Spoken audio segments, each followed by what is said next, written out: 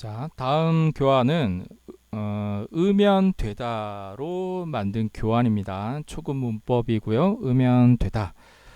자, 전차시 수업 내용 을 거예요 배웠습니다. 그래서 여러분 안녕하세요. 안녕하세요. 우리 지난 시간에 무엇을 배웠어요? 을 거예요를 배웠어요.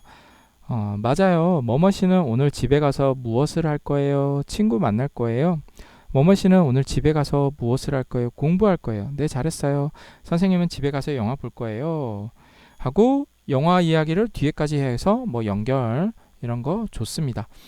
여러분 이제 제가 연결하는 게 중요하다라고 했는데 반드시 그럴 필요는 없고 때에 따라서 연결 굳이 안 해도 되고요. 물론 이제 가급적이면 연결하면 좋습니다. 하지만 상황에 따라 뭐 목표 문법에 따라 다양한 상황이 벌어지니까요. 그거는 뭐 그때그때 그런 상황이 있으면 제가 요런 거는 요렇게 해도 됩니다라고 안내를 하겠습니다. 자, 뭐 됐고요. 그 문제는 없고 그 다음에 의면되다는 어떤 일에 대한 규칙 해결 방법을 설명할 때 사용해요 라고 여기서 설명을 했네요. 그래서 제가 왜 이렇게 설명을 했을까 봤더니 그 교재에 이렇게 의미 설명이 돼 있더라고요. 근데 이 의면되다가요, 여러분 단순히 규칙 해결 방법 말할 때 해요 라고 이렇게 하면 이 의면되다의 정확한 용법이 조금 오해받을 수도 있습니다. 그래서 여러분들이 어떤 문법을 가르치실 때는 물론 이제 뒤에 그 교재에 있는 그런 것도 보시면 좋은데 거기에 예문이라든지 여러 가지를 다 보셔야 돼요. 추가 설명도 다 보셔야 돼요. 제가 알기로 이 교재에서 뒤에 예문에 규칙 해결 방법을 설명할 때 사용해요 말고 추가 설명이 있거든요. 그게 사실 더 중요합니다.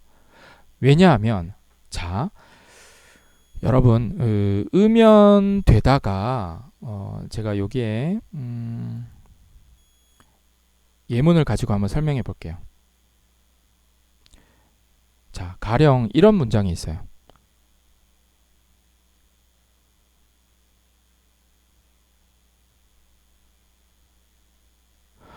자, A씨가 말했어요. 지갑을 잃어버렸어요. 그래요. 그러면 B씨가 말하죠. 뭐 지하철에서 예를 들면 지갑 잃어버렸어요 하면 B씨가 어떻게 말하죠? 자, 규칙 해결 방법이잖아. 해결 방법. 그래요? 그러면 보통 무슨 말 할까요? 분실물센터 아니면 뭐 경찰서 분실물센터에 가보세요 한다든지 솔직히 실제 대화에서 아니면 가야 해요 이렇게 말할 수도 있겠죠. 근데 가면 돼요라는 말 솔직히 할까요? 이런 상황에서 안 할 수도 있잖아요, 맞죠? 사실 저 같은 경우에 가보세요, 가야 해요를 더 많이 할 것 같아요. 아니면 가는 게 어때요? 뭐 이런 식으로 말하겠죠. 그러니까 단순히 규칙 해결 방법이라고 했을 때 다른 문법과 의미 차이 없이 학생들이 이해할 수도 있어요. 제가 몇 번 이렇게 수업 시간에 문법을 가르칠 때는 몇 번이나 학생들이 고개를 끄덕거려도 학생들의 반응에 소금이 안 된다고 했습니다. 잘못 이해해놓고 이해했다라고 본인은 생각할 수도 있거든요. 네, 그러니까 이런 어떤 그 문법의 의미를 여러분이 딱 공부한 다음에 이렇게 전달하면 진짜 이해될까?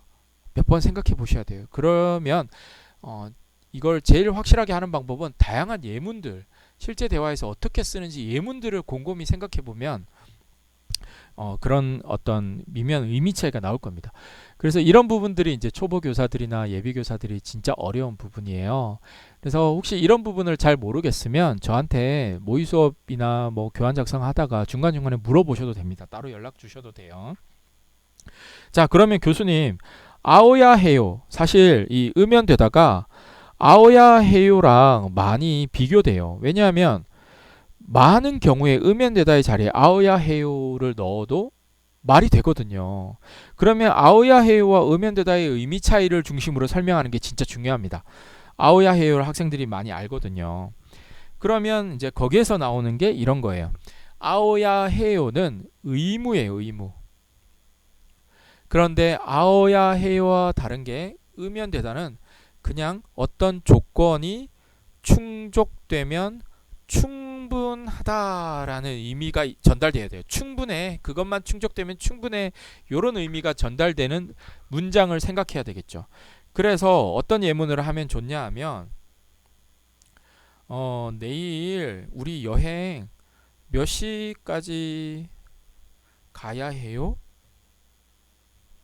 라는 질문을 했을 때, 자, question, answer. 9시까지 와야 해요. 뭐 가야 해요. 이거는 반드시 그렇게 해야 된다. must.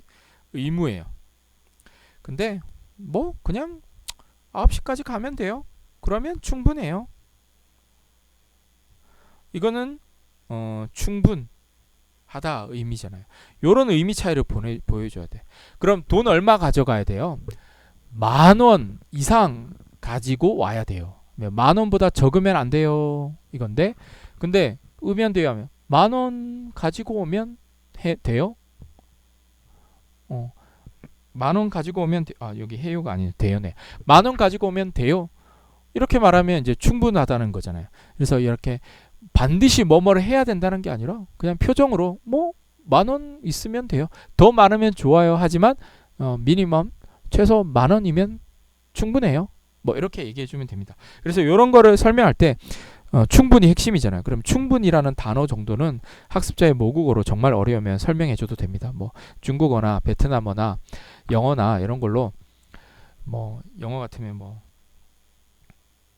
enough 뭐 이런 것들 이렇게 단어로 직접 보여주는 것도 괜찮겠죠.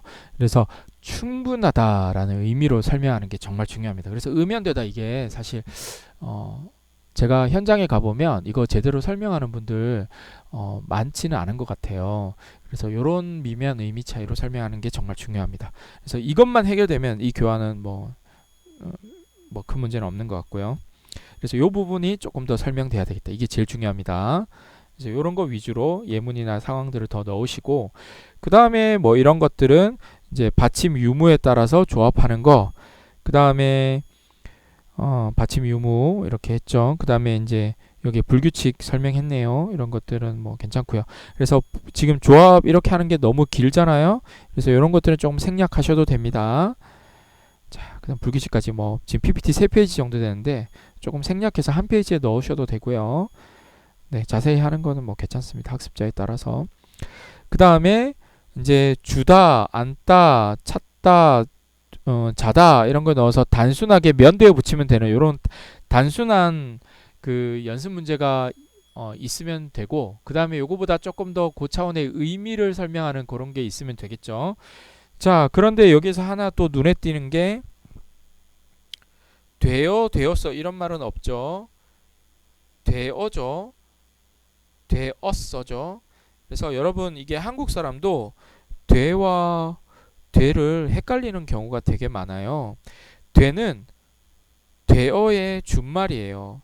그래서 뒤에 뭐 쉽게 말하면 외국인들한테 쉽게 설명하려면 돼 뒤에 요가 붙으면 그냥 무조건 다 돼야.